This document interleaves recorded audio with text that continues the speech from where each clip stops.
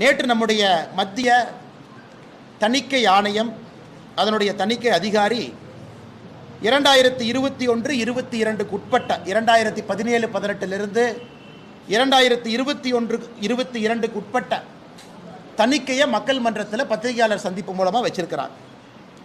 அதை பார்க்கும் பொழுது நாங்கள் தொடர்ந்து சொல்லுகின்றோம், அது திராவிட முன்னேற்ற கழகத்தினுடைய ஆட்சி முதல் வருட ஆட்சி அதில் இருந்தாலும் கூட ஏன்னா மோசமானதெல்லாம் 2வது 3வது 4வது வருஷம், முதல் வருடத்திலிருந்தே அதற்கான குறியீடு நமக்கு தெரியுது.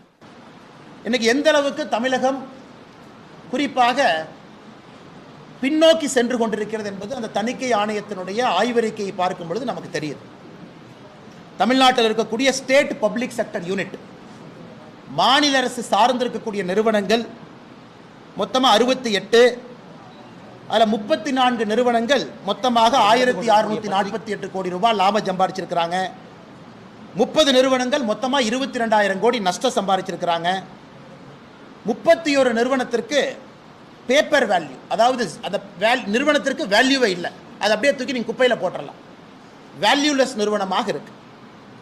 தமிழகத்தை பொறுத்தவரை இங்கே இருக்கக்கூடிய தமிழக அரசு சார்ந்த நிறுவனங்கள் எந்த அளவுக்கு இன்னைக்கு அதல பாதாளத்தில் ஒரு கம்யூனிஸ்ட் ஆட்சி நடந்தால் எப்படி இருக்குமோ அதுபோல தமிழகத்தினுடைய மாநில அரசு சார்ந்து இருக்கக்கூடிய நிறுவனங்கள் இன்னைக்கு இருக்கிறாங்க. அதை வெட்ட வெளிச்சமாக காட்டியிருக்கிறாங்க. இரண்டாவது, தமிழகத்தினுடைய டிரான்ஸ்போர்ட் கார்பரேஷன், குறிப்பாக நம்முடைய பஸ்ஸஸ் எல்லாம் சேர்ந்தது.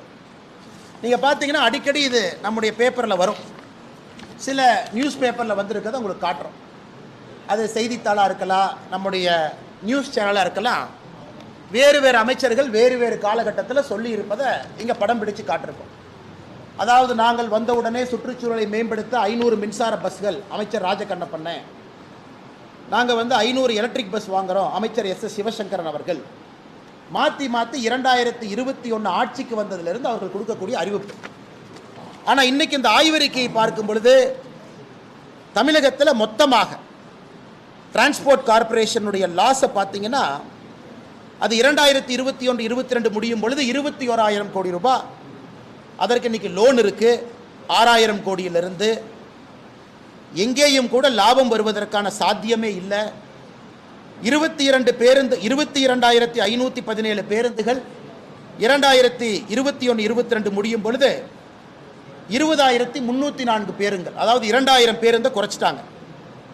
அதையெல்லாம் தாண்டி நாங்கள் தொடர்ந்து பேசிக் கொண்டிருக்கக்கூடிய விஷயம், 2022 பாரதிய ஜனதா கட்சி ஆர்ப்பாட்டம் நடத்தினோம். டிரான்ஸ்போர்ட் கார்பரேஷன்லிருந்து பணி ஓய்வு பெற்றிருக்கக்கூடிய அன்பு சகோதர சகோதரிகளுக்கு நீங்கள் அவங்களுக்கான எந்த ப்ரொவிஷனுமே கொடுக்கலைன்னு. அதற்கு இந்த ஆய்வறிக்கையில் நமக்கு உண்மை தெரிஞ்சிருச்சு. அவர்களுடைய கான்ட்ரிபியூட்டரி பென்ஷன் ஃபண்ட் 4,565 கோடி ரூபாயை, காம்பன்சேஷன் செஸ் ஃபண்ட் 492 கோடி ரூபாயை பேருந்து இயக்குவதற்காக இங்கே திருப்பி விட்டுட்டாங்க. பென்ஷனுக்காக வாங்கப்பட்ட பணம் 4,500 கோடி ரூபாய் தினசரி பஸ்ஸை இயக்குவதற்காக திருப்பிட்டாங்க. பென்ஷன் கொடுப்பதற்கான பணம் கூட இல்லை. அது போராட்டம் செய்த பிறகு 2024 கொஞ்சமாக கொடுத்துருக்கிறாங்க. ஸோ டிரான்ஸ்போர்ட் கார்பரேஷனும் ஒரு ஃபெயிலியர் என்பது அங்கிருந்து தெரிஞ்சுக்கிட்டோம். முக்கியமானது நம்முடைய கோவில்கள். தொடர்ந்து தமிழக அரசு செய்யக்கூடிய ஒரு ஏமாற்று வேலை, தமிழகத்தில் இருக்கக்கூடிய எந்த கோவிலும் கூட சிஏஜி ஆடிட், அதற்கு நாங்கள் அந்த டீட்டெயில்ஸ் கொடுக்க மாட்டோம். மெட்ராஸ் ஹைகோர்ட் ஜஸ்டிஸ் மகாதேவன் ஆதிகேசவன் அவங்களுடைய பெஞ்சில் ஜூன் 8ஆம் தேதி 2023 ஒரு தீர்ப்பு கொடுத்துருக்குறாங்க.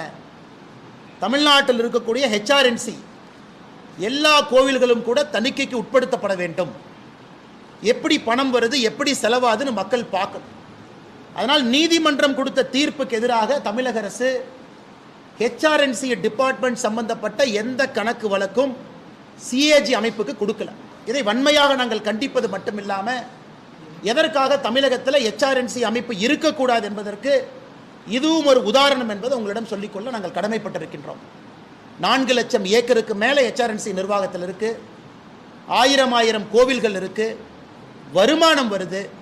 அதனால் தமிழகத்தில் இருக்கக்கூடிய ஒரு குடிமகனுக்கும் தெரிய வேண்டிய விஷயம், எப்படி பணம் வருது, எப்படி பணம் செலவாது. இதை மாண்புமிகு உயர் நீதிமன்றம் கொடுத்திருக்கக்கூடிய தீர்ப்புக்கு எதிராக தமிழக அரசுடைய நடவடிக்கை இருக்கு. இதற்காக பாரதிய ஜனதா கட்சி மாண்புமிகு நீதிமன்றத்தில், உயர் நீதிமன்றத்தில் contempt of court Bharatiya Janata கட்சி தமிழக அரசின் மீது நாங்கள் ஃபைல் பண்ண போகிறோம்.